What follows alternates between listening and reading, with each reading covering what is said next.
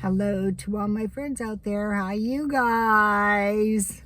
Well, it's getting close to Christmas.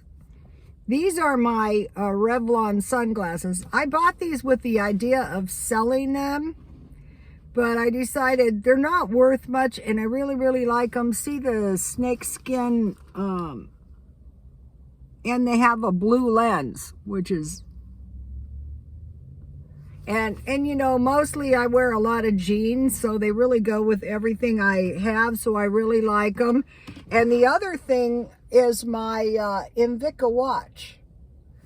I really like it. I had no intention of keeping it. I bought both these items to sell them, but then, you know, I really like them. So today, I decided to try to work part-time. And so I do resale, so I have to go to the thrift store. So I will try to find some stuff to sell. I sold one jacket. I'm not selling too much because of the corona. Mostly right now I want to buy. So I sold a very cute jacket. I put it on Instagram for you guys to see it if you wish to see it. And so now I want to find at least two things, you know, two items. What I do is when if I buy something for $1, I try to get my dollar back and sell it for at least $2 more, so $3, and buy 2 items to grow my inventory. And so the eventual goal would be $100,000 worth. I probably have that now. It's not that hard to do, you guys. So, today, when I get home, I'm going to make some filled raisin cookies. This is an old-fashioned recipe, and I really love this recipe because it's everything in the stockpile, and I stockpiled a lot of raisins. I want to make some raisin bread and some of these cookies. And I put like a lattice top on my cookies, so those will taste really good with my tea. I'm going to see if I can find some. I forget the name of that tea. I'm trying to find one new recipe and one new cheap meal per day. So I will tell you what they are when I come up with them today. So I'm trying to do markdown shopping. I had a terrible time yesterday. I couldn't find anything. I will come up with some kind of cheap meal for dinner, something good though, you know, something kind of festive, and then, you know, hopefully I will get my Christmas tree. It's in the garage, and with all the decorations, at least I know where it is though, and I'm doing a little housework. So while I'm working around the house, I'm investigating this H.B. Blavatsky, The Secret Doctrine.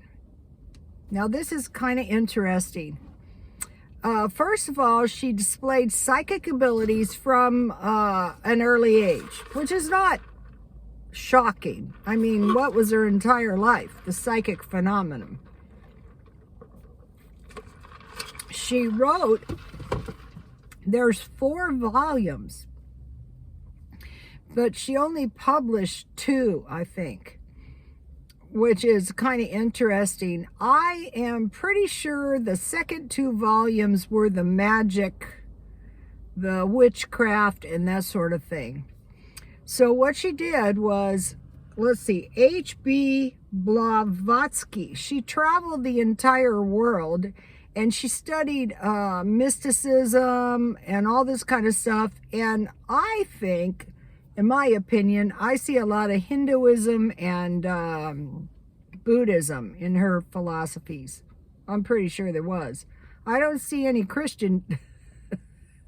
First of all, we're not supposed to do any witchcraft or remote viewing. That's a no-no. Because most of her, from what I can gather, most of her knowledge came from meditation. And so when she was in meditation, she would come in contact with these spirits. So those are tricky because, you know, they can be any kind of spirits. So one of the things that was kind of interesting is she loved nature. And we were talking about how these globalists, the planet, the world is very, very significant. And it goes back to this philosophy, and it is an old philosophy. It goes way back to Buddhism, I think. But that the world, the earth, Mother Gaia, is like everything in the earth has a vibration. A plant, it does. Rocks, matter has a certain, if you take enough science. But anyway, so she loved to get out into nature. She loved nature. And this, we're seeing this, how it has worked its way into the worldwide approach to things. Nature and Gaia, the world, all this kind of stuff. So I think in the hidden, I think the two books were the witchcraft, the secret, the mystery religions, and the Egyptian stuff. And so the bad thing about the Egyptian magic and stuff is the Egyptians were very, very bad to the Jews. The Egyptians were cruel to the Jews, and eventually God removed the Jews from Egypt. And there was a little bit more to the Egyptians that meets the eye. Like we still haven't totally figured out the pyramids and stuff. And a lot of the ancient cultures seem to have had these, they had supernatural assistance. Let's just put it this way. A lot of people say it was aliens. Possible, who knows? So that's what I do when I'm doing my housework. And I'm doing decorations. And if you would like to see one of my paintings, my sister painted it. My sister is an art major. I have several brothers and sisters. I have 4 of them. There's 5, including me. And my youngest sister is an art major, and I have quite a bit of her paintings. So if you would like to see that, go on Twitter or Instagram. They're very festive. So this year I can't come up with the greatest because the baby is very distracting, yes, and very cute because she looks just like my son, which is bizarre. I actually love it. My mother-in-law loved it, though, that my son looked exactly like my ex-husband. So I'm going to be doing, so did you guys like my mask? I'm shopping for hats and masks. This is very fun to me. I have never owned a hat. I've owned lots of sunglasses. I've owned lots of jewelry. I've owned lots of watches. And as of late, tons of clothes. But now this hat thing, also clocks.